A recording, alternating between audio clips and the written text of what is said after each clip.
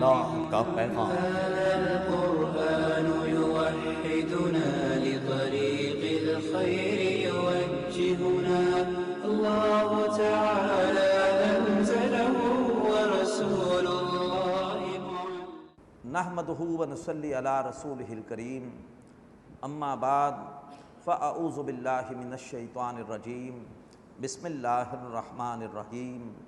ان اللہ یأمرکم ان تؤدوا الامانات الی اہلہا واذا حکمتم بین الناس ان تحکموا بالعدل ان اللہ نعم ما یعظکم بہ ان اللہ کان سمیعا بصیرا۔ صدق اللہ العظیم۔ رب اشرح لی صدری ویسر لی امری واحلل عقدۃ من لسانی یفقہوا قولی، آمین یا رب العالمین۔ محترم حضرات اور معزز خواتین، سورۃ النساء کی آیت نمبر 58 سے لے کے آیت نمبر 149 تک یہ سورۃ النساء کا تیسرا حصہ ہے، جس میں خطاب ہے اب مسلمانوں سے۔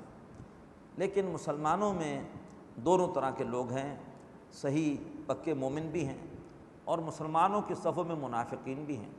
اس حصے میں اللہ تعالیٰ نے منافقین کی 3 کمزوریاں بیان کی ہیں۔ نمبر 1، منافقین پر اللہ کے رسول کی شخصی اطاعت بہت بھاری تھی۔ ہماری طرح کے انسان ہیں، ہم کیوں ہر معاملے میں ان کا کہنا مانیں؟ لہٰذا آپ دیکھیں گے اس حصے میں اطاعت رسول کے موضوع پر بڑی اہم آیات آئی ہیں، ایسی آیات کہ جو پورے قرآن مجید میں اس موضوع پر کلائمیکس ہے۔ دوسری بات جو منافقین پر بھاری تھی وہ تھا اللہ کی راہ میں نکل کر جنگ کرنا، جان انہیں بڑی عزیز تھی۔ لہٰذا اس حصے میں آپ دیکھیں گے کہ اللہ تبارک و تعالی نے بہت ترغیب دی ہے کہ اب جنگ کا مرحلہ شروع ہو چکا ہے، 2 معرکے ہو چکے ہیں کفار کے ساتھ، بدر کا اور احد کا، ابھی مزید معرکے ہونے ہیں، اللہ کی راہ میں نکلو اور جنگ کرو۔ اور تیسرا عمل جو بہت بھاری تھا منافقین پر وہ تھا ہجرت کا عمل۔ حکم یہ تھا کہ جو مسلمان جس قبیلے میں بھی رہتا ہے وہاں سے اپنا سب کچھ چھوڑ کر مدینہ آ جائے، تاکہ مدینے میں مسلمانوں کی افرادی قوت میں اضافہ ہو۔ لیکن خود سوچئے یہ عمل آسان نہیں ہے، اپنا بنا بنایا گھر چھوڑنا، اپنے رشتہ دار چھوڑنا، اپنا کوئی کاروبار اور معاش چھوڑ دینی، اپنے کو زرعی زمینیں چھوڑ دینی، یہ عمل بہت مشکل ہے۔ منافقین پر یہ بہت بھاری تھا۔ اس حوالے سے بھی اس حصے میں منافقین کی مذمت کی گئی کہ وہ ہجرت کرنے پر تیار نہیں ہیں۔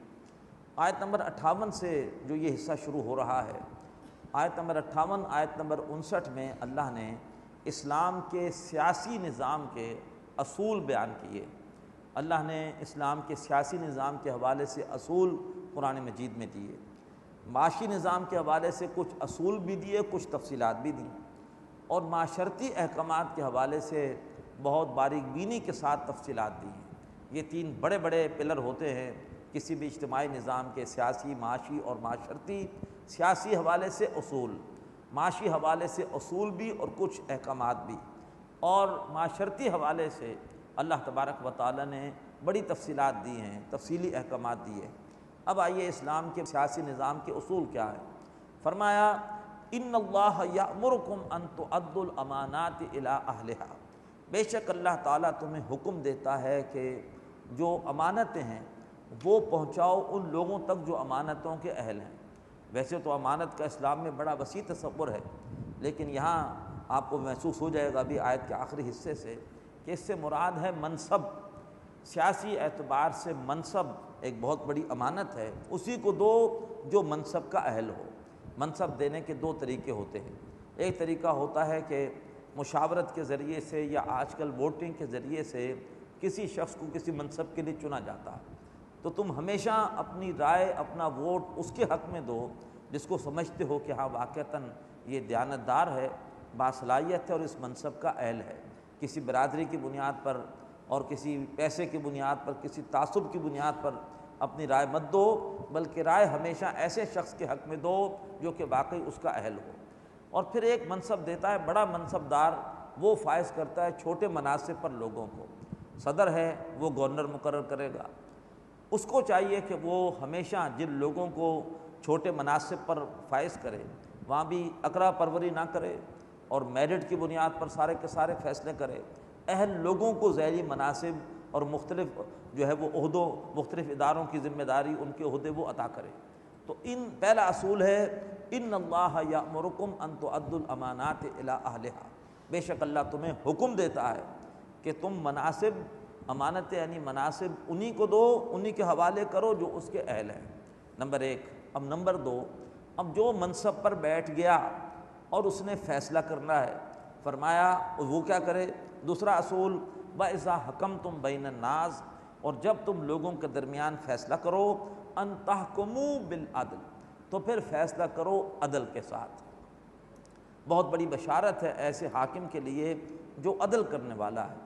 قیامت کے دن اللہ کے عرش کے سائے کے سوا کوئی سایہ نہیں ہوگا، اس سائے میں 7 طرح کے لوگ ہوں گے، ان میں سے وہ حاکم بھی ہوگا جو عدل کرنے والا ہے۔ ان اللہ نعم ما یعظکم بہ، بے شک اللہ تعالیٰ تمہیں بہت ہی عمدہ واعظ و نصیحت کرتا ہے۔ ان اللہ کان سمیعا بصیرا، بے شک اللہ سب کچھ سننے والا اور دیکھنے والا ہے۔ 2 اصول تو یہ آ گئے، اب بقیہ اصول اگلی آیت میں۔ یا ایھا الذین آمنوا، اے لوگوں جو ایمان لائے ہو، اطیعوا اللہ و اطیعوا الرسول و اولی الامر منکم، اطاعت کرو اللہ کی اور اطاعت کرو رسول کی صلی اللہ علیہ وسلم، اور جو بھی تم میں سے صاحب اختیار ہے۔ تو گویا تیسرا اصول سیاسی اعتبار سے یہ ہو گیا کہ ہم نے اسلامی ریاست میں قرآن و سنت کی بالادستی کو قائم کرنا ہے۔ قانون سازی کوئی ایسی نہیں ہوگی جو قرآن و سنت سے ٹکراتی ہو۔ اطاعت کرو اللہ کی، اطاعت کرو رسول کی، اور جو تم میں سے صاحب اختیار ہے۔ چوتھی بات اسی حصے سے یہ سمجھ میں آئی کہ اللہ کی اطاعت بھی لازم ہے، رسول کی اطاعت بھی لازم ہے، لیکن جو صاحب اختیار ہیں ان کی اطاعت لازم نہیں ہے۔ اطیعوا کے الفاظ اللہ کے ساتھ ہیں، اطیعوا کے الفاظ رسول کے ساتھ ہیں، اولی الامر کے ساتھ نہیں ہیں۔ اولی الامر کی اطاعت اسی وقت ہوگی جب کہ وہ اللہ اور رسول کی اطاعت کے تابع ہو۔ اگر اولی الامر کو ایسا حکم دیں جو قرآن و سنت کے خلاف ہے، اب ان کی اطاعت نہیں کی جائے گی۔ پانچویں بات یہ سمجھ میں آئی کہ اولی الامر منکم، وہ جو اولی الامر ہوں وہ تمہیں میں سے ہوں۔ ہمارا حکمران کافر نہیں ہو سکتا، بلکہ ہمارا سربراہ ریاست وہ مسلمان ہی ہوگا، جیسے کہ ہمارے دستور میں بھی طے ہے۔ ہمارے دستور میں اچھی باتیں بھی ہیں اور ساتھ چور دروازے بھی ہیں، منافقت کا ایک بلندہ ہے ہمارا دستور، لیکن اچھی باتیں بھی ہیں۔ یہ طے ہے کہ سربراہ ریاست پاکستان میں وہ ہوگا مسلمان ہی۔ تو اولو الامر یہ ذمہ داری کسی غیر مسلم کو نہیں دی جا سکتی، یہ ذمہ داری مسلمانوں کے پاس ہی ہوگی۔ اب اس کے بعد فرمایا فَإِن تَنَازَعْتُمْ فِي شَيْءٍ، پھر اگر تم کسی بارے میں جھگڑ پڑو، اولو الامر ایسا حکم دیں کہ تم کہو کہ یہ حکم تو شریعت کے خلاف ہے، میں اس کو نہیں مانتا، تو اگر تم کسی معاملے میں آپس میں جھگڑ پڑو فَرُدُّوهُ إِلَى اللَّهِ وَالرَّسُولِ، تو تم اس کو لوٹاؤ اللہ اور رسول کی طرف۔ یعنی اب قرآن و سنت کے ذریعے سے یہ دیکھو کہ آیا اولو الامر کا حکم واقعی قرآن و سنت کے خلاف ہے یا نہیں ہے۔ یہ ہیں 6 اصول اسلام کے سیاسی اعتبار سے۔ 2 اصول ایک آیت میں آ گئے اور یہ 4 اصول دوسری آیت میں آ گئے۔ نمبر 1 منصب اہل شخص کو دو، نمبر 2 منصب دار عدل کے ساتھ فیصلے کرے، نمبر 3 قرآن و سنت کی بالادستی ہو اسلامی ریاست میں، نمبر 4 اولو الامر تمہیں میں سے ہونا چاہیے، نمبر 5 اولو الامر اگر کوئی ایسا حکم دے جو کہ شریعت کے خلاف ہے تو پھر اولو الامر کی اطاعت مطلق نہیں ہے، اس کی اطاعت اللہ اس کے رسول کی اطاعت کے تابع ہے، اور نمبر 6 اگر اولو الامر ایسا حکم دیں جو قرآن و سنت کے خلاف ہو تو پھر اس کا فیصلہ قرآن و سنت میں ڈھونڈو۔ اب اس کی عملی شکل کیا ہوگی؟ لیوپولڈ غیر مسلم یہودی تھے، مسلمان ہوئے، علامہ اسد کہلائے، بڑی ان کی خدمات ہیں اسلام کے لیے، پاکستان کے لیے بھی۔ انہوں نے یہ تجویز کیا تھا کہ قانون سازی تو اسمبلی کرے گی، لیکن اگر کوئی قانون کسی نے محسوس کیا شہری نے کہ یہ قانون اسمبلی کا قرآن سنت کے مطابق نہیں ہے تو وہ عدالت میں چیلنج کرے گا، عدالت اس کی بات سنے گی اور اسمبلی کے ممبران ان کے بھی نمائندے آ کے اپنا موقف پیش کریں گے، جس شعبے سے متعلق قانون ہے اس کے متعلق ماہرین بھی آ جائیں گے، علماء بھی، ان سے بھی رہنمائی لی جائے گی، عدالت فیصلہ کرے گی کہ آیا قانون قرآن و سنت کے مطابق ہے کہ نہیں۔ اگر عدالت محسوس کرے گی نہیں ہے تو وہ کالعدم قرار دے دے گی اور پارلیمنٹ سے کہے گی دوبارہ قانون بناؤ۔ بہرحال یہ عملی شکل اس کی علامہ اسد نے یہ تجویز کی۔ فرمایا فَإِن تَنَازَعْتُمْ فِي شَيْءٍ، اور اگر تم کسی معاملے میں جھگڑ پڑو فَرُدُّوهُ إِلَى اللَّهِ وَالرَّسُولِ، تو پھر اس معاملے کو لوٹاؤ اللہ اور رسول کی طرف، یعنی قرآن و سنت کی طرف۔ ان کنتم تؤمنون باللہ والیوم الآخر، اگر تم ایمان رکھتے ہو اللہ پر اور آخرت کے دن پر۔ ذالک خیر و احسن تاویلا، یہی بہتر ہے اور یہی انجام کار کے اعتبار سے عمدہ ہے۔ الم تر الی الذین یزعمون انہم آمنوا بما انزل الیک وما انزل من قبلک، اب ذرا وہ منافقین کے اوپر تنقید شروع ہو گئی، ان کے کردار کو اللہ بے نقاب کر رہا ہے۔ کیا تم نے نہیں دیکھا ان لوگوں کو جو دعویٰ تو کرتے ہیں کہ ہم ایمان لائے اس کلام پر بھی جو ہے نبی آپ کی طرف نازل کیا گیا اور اس کلام پر بھی جو آپ سے پہلے نازل کیا گیا، یریدون ان یتحاکموا الی الطاغوت، اور چاہتے ہیں کہ اپنے فیصلے کروائیں طاغوت سے۔ ابھی مدینے میں یہود کی عدالتیں بھی قائم تھی، اللہ کے رسول بھی فیصلے کر رہے تھے۔ فتح مکہ کے بعد پوری طرح سے انقلاب آیا ہے اور اس کے بعد اسلامی ریاست اپنی پوری شکل میں آئی ہے۔ اس سے پہلے یہودیوں کی عدالتیں بھی قائم ہیں، مسلمانوں کے بھی قائم ہیں، اور مسلمانوں کو بھی اختیار ہے، چاہیں تو اللہ کے رسول سے فیصلہ کرائیں اور چاہیں تو یہود کی عدالت سے فیصلہ کرائیں۔ اسلامی ریاست کے بعد بھی یہود کی عدالتیں قائم تھیں، لیکن صرف یہودی وہاں جا کے فیصلے لے سکتے تھے، باقی وہ بھی صرف ان کے پرسنل معاملات میں، پرسنل لاء کے حوالے سے، باقی لاء آف دی لینڈ اب وہ اسلام کا تھا، لیکن اس سے پہلے بھی ڈھیلا ڈالا نظام تھا۔ منافقین جانتے تھے کہ اگر اللہ کے رسول کی عدالت میں آئے تو یہاں تو فیصلہ عدل کے ساتھ ہوگا، یہاں تو کوئی لین دین کام نہیں آ سکتی، نہ کوئی تعلق کام آ سکتا ہے۔ تو دعویٰ تو ہے اللہ کے رسول پر ایمان کا، لیکن جا کر فیصلہ کس سے کرا رہے ہیں؟ یہود کی عدالتوں سے، اور ان عدالتوں میں منمانے فیصلے ہو رہے ہیں۔ وہ طاغوت ہے، طاغوت وہ ہے جو اپنا قانون نافذ کرے، اپنی مرضی چلائے، جو شریعت اس کو ماننے کو تیار نہ ہو۔ تو یہ منافقانہ طرز عمل ہے جو کہ ہمارے ہاں بھی اختیار کیا جاتا ہے کہ ہم نام کے تو مسلمان ہیں، لیکن یہ ہے کہ ہمارے ہاں فیصلے اللہ کے قانون کے مطابق نہیں ہوتے۔ اور انگریز کے دور میں جب آپشن دیا جاتا تھا رواج کا قانون چاہیے کہ شریعت کا، تو ہمارے ہاں بھی ایسے لوگ تھے جو کہتے ہیں ہمیں رواج کا قانون چاہیے، انا للہ و انا الیہ راجعون۔ فرمایا فیصلے کراتے ہیں وہ جا کر طاغوت سے، وقد امروا ان یکفروا بہ، حالانکہ انہیں حکم دیا گیا ہے کہ ان کا انکار کریں، طاغوت کا انکار کریں، صاف صاف کہیں کہ یہود اب ان کا مذہب حق پر نہیں ہے، اب صرف اسلام ہے جو دین حق ہے۔ یہ بین المذاہب جو کانفرنسیں ہوتی ہیں غلط ہیں، ان میں جو کچھ کیا جاتا ہے کہ سارے مذاہب صحیح ہیں، سبھی حق پر ہیں، نہیں، احترام ہم کریں گے ہر انسان کا، ہر مذہب کا احترام کریں گے، ٹھیک ہے، وہ اپنی عبادات کے حوالے سے اور اپنے اولاد کو اپنے مذہب کی تبلیغ کے حوالے سے اسلامی ریاست میں آزاد ہوں گے اور ان کی تمام املاک اور عبادت گاہوں کی حفاظت کی جائے گی، لیکن ان کو یہ بتانا پڑے گا کہ بھائی اصل دین اللہ کے نزدیک دین برحق صرف اسلام ہے، اب اور کوئی مذہب وہ حق پر نہیں، حق والا نہیں ہے، صرف اور صرف اللہ کے رسول کو جو لوگ مانتے ہیں وہ حق پر ہے۔ یہ بات انہیں بتانی پڑے گی تاکہ اللہ کرے کہ وہ بھی اس حق کی طرف آ کر جہنم سے بچ جائے۔ تو فرمایا انہیں حکم دیا گیا ہے کہ ان کا کفر کریں۔ وَيُرِيدُ الشیطان، اور شیطان چاہتا ہے ان یضلہم ضلالا بعیدا، کہ انہیں بھٹکا دے بہت دور کا بھٹکانا۔ وَإِذَا قِيلَ لَهُمْ تَعَالَوْا إِلَىٰ مَا أَنزَلَ اللَّهُ وَإِلَى الرَّسُولِ، اور جب ان منافقین سے کہا جاتا ہے کہ آؤ اس کلام کی طرف جو اللہ نے نازل کیا ہے، قرآن سے فیصلے کرواؤ، وَإِلَى الرَّسُولِ، اور آؤ رسول کی طرف، رسول کی عدالت سے فیصلے کراؤ۔ رأیت المنافقین، اے نبی آپ دیکھتے ہیں منافقوں کو، یصدون عنک صدودا، آپ کے پاس آنے سے رکتے ہیں، قرآن مجید کو پھر بھی ماننے کو تیار ہیں لیکن آپ کو بڑا ماننے کو تیار نہیں ہیں، آپ کے فیصلے ماننے کو تیار نہیں ہیں، یعنی وہ قرآن اور سنت میں تفریق کرتے ہیں۔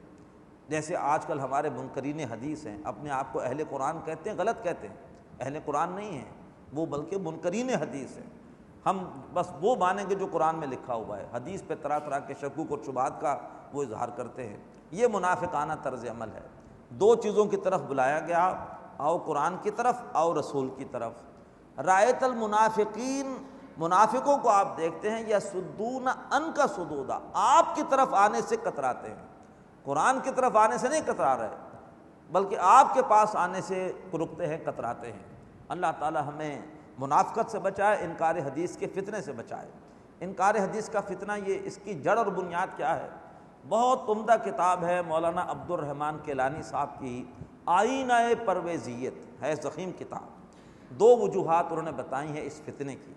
ایک ہے سہل پسندی، حدیث پر اگر ساتھ عمل کریں گے تو پھر ذرا تھوڑی سی مشکل آ جائے گی۔ صلاۃ کے بہت سارے معنی ہیں، یہ معنی بھی ہیں کہیں بیٹھے بیٹھے اللہ سے لو لگا لو، تو آپ فجر کے وقت اٹھیں، بستر پر بیٹھے بیٹھے اللہ سے لو لگائیں اور دوبارہ چادر اوڑھ کے سو جائیں، آپ کی صلاۃ ہو گئی۔ حدیث کہتی ہے نہیں، اٹھو، اٹھ کے وضو کرو، مسجد جاؤ اور امام کے پیچھے نماز پڑھو، تب تمہاری صلاۃ ہوگی۔ تو سہل پسندی تو یہ ہے کہ آدمی صلاۃ کے لغوی معنی لے لے، حدیث کی وجہ سے مشکل آ جاتی ہے۔ تو ایک ہے سہل پسندی، اور دوسری ہے مغرب سے مروبیت۔ حدیث پر عمل کرتے ہیں تو پھر مغرب والوں کو خوش نہیں کر سکتے۔ مغرب والوں کو داڑھی پسند نہیں، مغرب والوں کو ٹوپی پسند نہیں، مغرب والوں کو یہ جو ہے وہ ٹخنوں سے اوپر پاجامہ اور شلوار پسند نہیں۔ تو مغرب کے رنگ میں رنگنا بھی ہے اور ساتھ اسلام کا لبادہ بھی اوڑھے رکھنا ہے۔ یہ دو وجوہات ہیں اس فتنے کی۔ بہت عمدہ کتاب ہے آئینہ پرویزیت، ضرور پڑھیے اس فتنے کو سمجھنے کے لیے۔ فَكَيْفَ إِذَا أَصَابَتْهُم مُّصِیبَۃٌ، اور پھر وہ کیسا وقت ہوتا ہے جب ان پر کوئی مصیبت آتی ہے۔ پس منظر میں ایک واقعہ ہے، ایک منافق اور یہودی کا جھگڑا ہو گیا کسی مسئلے پر۔ اللہ کے رسول کے پاس منافق یہودی کو لے گیا، سمجھا کہ میں تو مسلمان ہوں، اللہ کے رسول یہودی کے خلاف فیصلہ دیں گے۔ اللہ کے رسول نے دونوں کی باتیں سنی اور آپ نے یہودی کے حق میں فیصلہ دے دیا۔ منافق کو بڑا اس پر غصہ آیا کہ میں ان کے نام کا کلمہ پڑھتا ہوں اور میرے خلاف فیصلہ دیا۔ ابوبکر صدیق کے پاس لے گیا یہودی کو کہ چلو ان کی رائے بھی لے لیتے ہیں رضی اللہ تعالیٰ عنہ۔ انہوں نے جب پوری بات سنی، انہوں نے کہا کہ جب اللہ کے رسول نے فیصلہ دے دیا ہے تو میں تو خاموش ہوں، اب میں کچھ نہیں کہہ سکتا۔ پھر وہ عمر فاروق کے پاس لے گیا منافق یہودی کو کہ ان کی بات بھی سن لیتے ہیں۔ عمر فاروق رضی اللہ تعالیٰ نے جب سنا کہ منافق اللہ کے رسول کے پاس سے فیصلہ لے کر آیا ہے اور پھر بھی تسلیم نہیں کر رہا، تو انہوں نے کہا ذرا ٹھہرو، میں بھی آ کے فیصلہ کرتا ہوں۔ گھر گئے، تلوار لائے اور منافق کی گردن اڑا دی۔ اب وہ منافق کے رشتہ دار روتے ہوئے اللہ کے رسول کے پاس آئے۔ فَكَيْفَ إِذَا أَصَابَتْهُم مُّصِیبَۃٌ، پھر وہ کیسا وقت ہوتا ہے جب ان پر کوئی مصیبت آتی ہے۔ بِمَا قَدَّمَتْ أَیْدِیہِم، ان کے ہاتھوں کی کمائی کی وجہ سے۔ ثُمَّ جَاءُوكَ، پھر یہ آپ کے پاس آتے ہیں۔ یحلفون باللہ، اللہ کی قسمیں کھاتے ہوئے، ان اردنا الا احسانا و توفیقا، ارے ہم تو چاہ رہے تھے کہ کوئی بہتر شکل نکل آئے اور کوئی موافقت پیدا ہو جائے، اس لیے ہم عمر کے پاس گئے تھے رضی اللہ تعالیٰ عنہ۔ اولئک الذین یعلم اللہ ما فی قلوبہم، یہ وہ لوگ ہیں کہ اللہ جانتا ہے کہ ان کے دلوں میں کیا ہے۔ فاعرض عنہم، اے نبی آپ ان سے اعراض کیجئے، وعظہم، آپ انہیں سمجھائیے، وقل لہم فی انفسہم قولا بلیغا، اور ان کے حق میں فیصلہ کن بات کر دیجئے۔ وہ فیصلہ کن بات کیا ہے انہیں بتائیے۔ وما ارسلنا من رسول الا لیطاع باذن اللہ، ہم نے نہیں بھیجا کسی رسول کو مگر اس لیے کہ اس کی اطاعت کی جائے اللہ کے حکم سے۔ جب رسول مانا ہے تو پھر اطاعت کرنی پڑے گی۔ یہ تم نے کیا کیا کہ رسول مانا ہے، ان کا حکم نہیں مان رہے، ان کی عدالت سے فیصلہ لینے کے بعد تم جا رہے ہو اس کے پاس اور اس کے پاس۔ تو ہم نے کسی رسول کو نہیں بھیجا مگر اس لیے کہ اس کی اللہ کے حکم سے اطاعت کی جائے۔ اطاعت رسول کے موضوع پر بڑی اہم آیتیں انشاءاللہ آج آپ کو سننے کو ملیں گی اس حصے میں۔ وَلَوْ أَنَّهُمْ إِذْ ظَلَمُوا أَنفُسَهُمْ، اور ایسا کیوں نہ ہوا کہ جب انہوں نے اپنی جانوں پر ظلم کیا تھا، جاؤکا، اے نبی وہ آپ کے پاس آ جاتے، فاستغفر اللہ، اللہ سے بخشش مانگتے، واستغفر لهم الرسول، اور رسول بھی ان کے حق میں دعا استغفار کرتے، لوجدوا اللہ توابا رحیما، تو وہ ضرور اللہ تعالیٰ کو توبہ قبول کرنے والا اور رحم کرنے والا پاتے۔ اب ذرا سنیے حضرت عمر فاروق رضی اللہ تعالیٰ عنہ کے فیصلے کے حق میں آیت آ رہی ہے۔ فرمایا فلا وربک لا یؤمنون، بس ہرگز نہیں، اے نبی آپ کے رب کی قسم ہے وہ ایمان نہیں رکھتے، حتی یحکموک فیما شجر بینہم، جب تک کہ وہ آپ کو منصف نہ مان لیں، فیصلہ کرنے والا نہ مان لیں اپنے تمام جھگڑوں میں۔ ثم لا یجدوا فی انفسہم حرجا مما قضیت، اور پھر آپ جو بھی فیصلہ کر لیں اس کے بارے میں اپنے جی میں بھی کوئی تنگی محسوس نہ کریں، ویسلموا تسلیما، اور اس فیصلے کو ایسے تسلیم کرے جیسے کہ تسلیم کرنے کا حق ہے۔ اگر کسی نے آپ کے فیصلے کو نہیں مانا، اب وہ مومن نہیں ہے، وہ مرتد ہو گیا، مرتد کی سزا قتل ہے۔ عمر فاروق نے بالکل ٹھیک کیا۔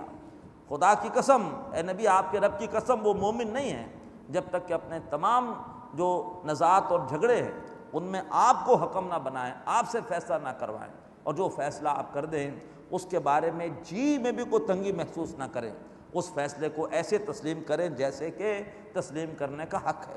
وَلَوْ أَنَّا كَتَبْنَا عَلَيْهِمْ، اور اگر ہم ان پر لکھ دیتے، ان کے لیے طے کرتے، أَنِ اقْتُلُوا أَنفُسَكُمْ، اپنوں کو قتل کرو، کہ تمہارے جس بھائی نے اللہ کے رسول کے فیصلے کو نہیں مانا وہ ایمان سے محروم ہو گیا، مرتد ہو گیا، اس سے قتل کرو۔ فرمایا أَوْ اخْرُجُوكُم مِّن دِيَارِكُمْ أَوْ اخْرُجُوا مِن دِيَارِكُمْ، یا یہ ہے کہ ان کو اپنے گھروں سے نکالو۔ ما فعلوه، یہ خود ایسا نہ کرتے، یہ خود اس سزا کو نافذ نہ کرتے، الا قلیل منہم، سوائے ان میں سے چند کے، ولو انہم فعلوا، اور اگر یہ وہ کچھ کرتے، ما یوعظون بہ، کہ جس کا ان کو حکم دیا گیا ہے، لکان خیر لہم، تو یہ ان کے حق میں بہتر ہوتا، واشد تثبیتا، اور یہ بات انہیں دین پر اور ثابت قدم رکھنے والی ہوتی۔ جتنا آپ دین کے احکامات پر عمل کریں گے اتنا اللہ تبارک و تعالیٰ آپ کو دین پر اور استقامت عطا فرمائے گا، استحکام عطا فرمائے گا، ثابت قدمی عطا فرمائے گا۔ وَإِذًا لَآتَيْنَاهُم مِّن لَّدُنَّا أَجْرًا عَظِيمًا، اور اس صورت میں ہم انہیں دیتے اپنی طرف سے شاندار بدلہ۔ وَلَهَدَيْنَاهُمْ صِرَاطًا مُسْتَقِيمًا، اور ہم انہیں یقیناً ہدایت دیتے سیدھے راستے کی۔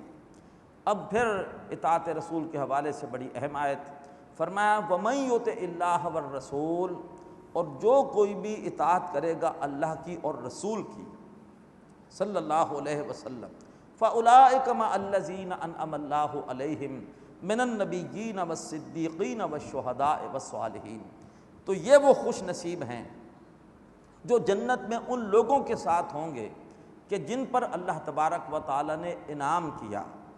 انعام اللہ نے کس پر کیا ہے؟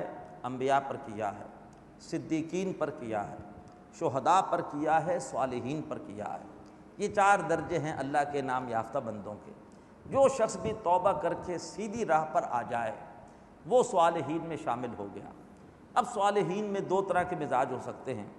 ایک مزاج ہو سکتا ہے غور و فکر والا، جس میں کہ جوش پر ہوش غالب ہوتا ہے، ایسے لوگ جب دین میں آگے بڑھتے ہیں تو صدیقین قرار پاتے ہیں۔ اور ایک مزاج ہوتا ہے جوش والا، حرکت والا، بھاگ دوڑ والا، جب ایسے لوگ دین میں آگے بڑھتے ہیں تو شہداء قرار پاتے ہیں۔ ابو بکر صدیق ہے رضی اللہ تعالیٰ عنہ، غور و فکر کا جو ہے ان میں صلاحیت وہ زیادہ ہے۔ عمر فاروق شہید مزاج کے ہیں، ان میں جوش، ولولہ، جذبہ وہ زیادہ ہے۔ کبھی اللہ تعالیٰ صدیقین میں سے نبی چن لیتے تھے۔ ابراہیم علیہ السلام کے بارے میں فرمایا انہ کان صدیقا نبیا، کبھی اللہ تعالیٰ شہداء میں سے نبی چن لیتے تھے۔ حضرت موسیٰ علیہ السلام کے بارے میں فرمایا انہ کانا رسولا نبیا، رسول کے بنیادی معنی شہید، گواہی دینے والا، شاہدن۔ لہٰذا یہ ہیں 4 درجے۔ یہ جو ہوتے ہیں غور و فکر کرنے والے یہ کہلاتے ہیں انٹروورٹس، جو ہوتے ہیں بھاگ دوڑ کرنے والے، جوش والے، وہ کہلاتے ہیں ایکسٹروورٹس۔ اور بعض ایسے کچھ لوگ ہوتے ہیں جن میں دونوں خوبیاں ایک ساتھ ہوتی ہیں، ان میں غور و فکر کی بھی صلاحیت ہوتی ہے اور حرکت بھی ہوتی ہے، یہ کہلاتے ہیں ایمبیورٹس۔ نبی اکرم صلی اللہ علیہ وسلم میں بیک وقت یہ دونوں خوبیاں تھیں، اور آپ اس حوالے سے بھی ایک امتیازی شان رکھتے تھے۔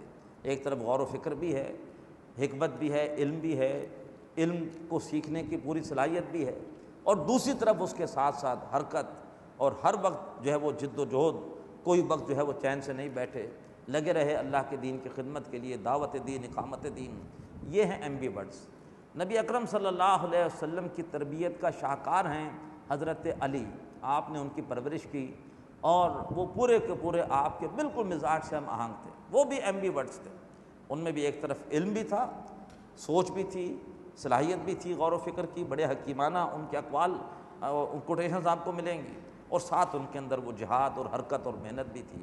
فرمایا من یطع اللہ والرسول، جو اطاعت کرے گا اللہ کی اور رسول کی، فاولئک مع الذین انعم اللہ علیہم من النبیین والصدیقین والشہداء والصالحین، تو یہ وہ لوگ ہیں کہ جن کو اللہ ان کی رفاقت عطا کرے گا کہ جو جن پر اللہ نے انعام کیا، انبیاء میں سے، صدیقین میں سے، شہداء میں سے، صالحین میں سے۔ صدیق اکبر تو آ گئے ابوبکر، اب کوئی نہیں صدیق اکبر بن سکتا، لیکن آج بھی صدیق کا درجہ ہم پا سکتے ہیں، آج بھی شہید کا درجہ ہم پا سکتے ہیں۔ نبوت کا دروازہ بند ہوا لیکن صدیقین اور شہداء کا درجہ پا سکتے ہیں، ورنہ کم تر درجہ صالحین کا ہے۔ فرمایا وَحَسُنَ أُولَٰئِكَ رَفِيقًا، یہ رفاقت کیا ہی عمدہ ہے۔ ذَلِكَ الْفَضْلُ مِنَ اللّٰہ، یہ اللہ تبارک و تعالیٰ کی طرف سے فضل ہے۔ وَكَفَىٰ بِاللَّهِ عَلِيمًا، اور اللہ تبارک و تعالیٰ ہی سب کچھ جاننے کے لیے کافی ہے، اللہ تعالیٰ ہر چیز کا علم رکھتا ہے۔ بارک اللہ لی ولکم فی القرآن العظیم ونفعنی وإیاکم بالآیات والذکر الحکیم۔ هذا القرآن يوحدنا لطريق الخير يوجهنا